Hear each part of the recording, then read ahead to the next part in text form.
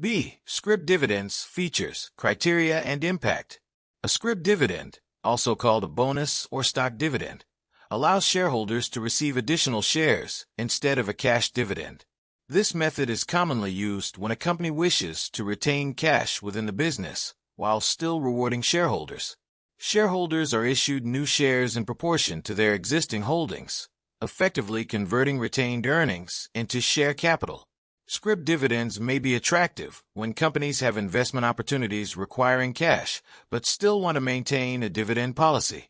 They can also reduce transaction costs for shareholders who wish to reinvest their dividends in the company. Since new shares are issued directly rather than purchased through the market, the impact on financial statements is mainly a reclassification within equity.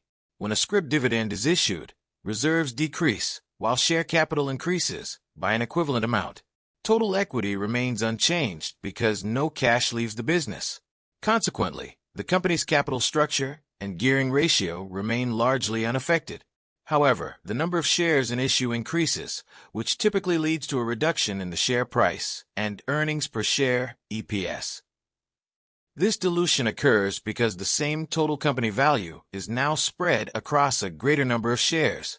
Despite this change in share price and EPS, the overall economic value of the company remains the same. From the shareholder value perspective, a scrip dividend does not theoretically change shareholder wealth.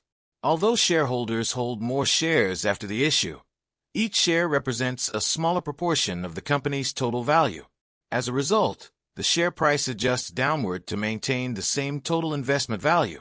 The main advantage for the company is that cash is retained for reinvestment in the business, potentially supporting growth opportunities or strengthening liquidity. However, shareholders may perceive the increase in shares as dilution, and future dividends may be spread across more shares. Therefore, management must communicate clearly to avoid misunderstandings about the economic impact of the scrip dividend.